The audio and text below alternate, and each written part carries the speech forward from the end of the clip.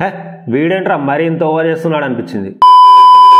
Guys ఈ 13th week voting trend అనేది చూస్తే మతిపోతుంది గాయస్. నాకైతే ఒకటి పిచ్చ క్లారిటీ అయితే వచ్చింది. ఈ 13th వీక్ లో నేను చెప్పిన వీళ్ళిద్దరైతే బిగ్ బాస్ హౌస్ నుండి అయితే ఎలిమినేట్ అవ్వబోతున్నారు.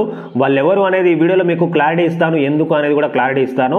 అండ్ దానికన్నా ముందు గైస్ నిన్న జరిగిన ఎపిసోడ్ గురించి అయితే కొంత డిస్కస్ చేయాలి. ముఖ్యంగా నబిల్ గురించి అయితే నాకు చెప్పాలి అనిపిస్తుంది. నిన్న నబిల్ సుడోకు టాస్క్ లో చేసినటువంటి బిహేవియర్ ఏదైతే ఉందో నాకైతే చాలా టూ మచ్ ఓవర్ అనిపించింది, చాలా వరస్ట్ అనిపించింది గైస్. ఎందుకు అంటే ఆ సుడోకు టాస్క్ లో సో కొంచెం అది మైండ్ గేమ్స్ సంబంధించిన టాస్క్ అది.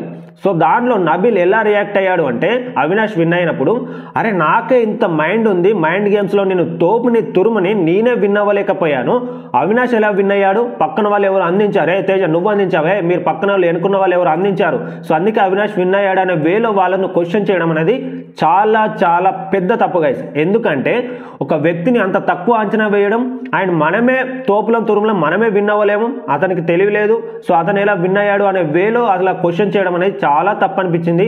మళ్ళీ దీన్ని కవర్ డ్రైవ్ చేస్తూ అవినాష్తో నేను కామెడీగా అన్నాను, సో ఇది అసలు చాలా తప్పు గైస్. కామెడీ వేలో అన్నట్టు అక్కడ అతని టోనే లేదు, నబిల్ టోనే లేదు. సో అక్కడ ఏంటి అంటే వాళ్ళు సెలెక్ట్ చేస్తున్నప్పుడే అవినాష్కి అంత ఇంటెలిజెన్స్ పవర్ లేదు అండ్ అతని ఆలోచన శక్తి కూడా అంత ఉండదు, ఓన్లీ కామెడీ పరంగానే ఉంటాడు, సో తనకి ఇంగ్లీష్ కూడా రాదు అనేసి డిస్కస్ చేశాడు ప్రేరణతోని. సో అంత తక్కువ అంచనా వేసి మనం ఖచ్చితంగా ఇలాంటి వ్యక్తిని తీసుకుంటే మనమే విన్ అవ్వచ్చు అనేసి ప్రేరణను డిస్కస్ చేశాడు. అలాంటిది సెలెక్ట్ చేసిన పర్సన్ విన్ అయ్యేసరికి జీర్ణించుకోలేకపోయాడు గైస్ నబిల్ అయితే. సో అలా జీర్ణించుకోలేకే తన మనసులో ఉన్న మాట కక్కేసినట్టు అనిపించింది. మళ్ళీ కవర్ డ్రైవ్ చేశాడు కానీ అది వర్కౌట్ అయితే కాలేదు. సో ఏది ఏమైనప్పటికీ కర్మ హిట్ బ్యాక్ అంటారు కదా, సో బ్లాక్ బ్యాడ్జ్ రూపంలో తనకు కర్మ అయితే ఇచ్చేసినట్టు అయితే అనిపించింది. అవినాష్ అయితే కంటెండర్ అయితే అయ్యాడు. అండ్ ఇక 13th వీక్ ఓటింగ్ ట్రెండ్ అనేది గమనిస్తే మనకు ఫస్ట్ సెకండ్ పొజిషన్స్ అనేవి అసలు మారట్లేదు గైస్. మనం యూట్యూబ్ కమ్యూనిటీ పోస్ట్ లో చూస్తే నిఖిల్ ఉంటున్నాడు, ఆన్లైన్ లో అన్అఫీషియల్ వెబ్సైట్స్ లో చూస్తే మనకు గౌతమ్ కృష్ణ టాప్ పొజిషన్ లో అయితే ఉంటున్నాడు. అంటే ఈ ఫస్ట్ సెకండ్ పొజిషన్స్ లో హోరాహోరీ పోటీ అయితే నడుస్తుంది గౌతమ్ కృష్ణకి నిఖిల్ కి మధ్య. సో ఈ రెండు పొజిషన్స్ మనం స్కిప్ చేయాలి, ఎందుకంటే మనకు అంత క్లారిటీ అయితే ఇవ్వట్లేదు, ఎందుకంటే ఒక సైట్ లో ఒక రకంగా ఇంకొక ప్లేస్ లో ఇంకొక రకంగా చూపిస్తుంది కాబట్టి. అండ్ ఇక వేరే మిగతా అన్ని పొజిషన్స్ కూడా ఎక్కడ చూసినా సేమ్ ఉన్నాయి. అండ్ ఇక థర్డ్ పొజిషన్ లో మనం ఏ పోల్లో చూసినా నబిల్ అయితే ఉన్నాడు, 4th పొజిషన్ లో విష్ణుప్రియ, 5th పొజిషన్ లో ప్రేరణ అయితే ఉంది, అండ్ 6th పొజిషన్ లో అవినాష్, 7th పొజిషన్ లో పృథ్వీరాజ్, చివరి పొజిషన్ లో మనకు టేస్టీ తేజ అయితే ఉన్నాడు. అండ్ చివరి 2 పొజిషన్ లో ఉన్నటువంటి టేస్టీ తేజ, పృథ్వీరాజ్ మనం ఎక్కడ చూసినా ఏ పోల్లో చూసినా కానీ చివరి పొజిషన్ లోనే ఉన్నారు.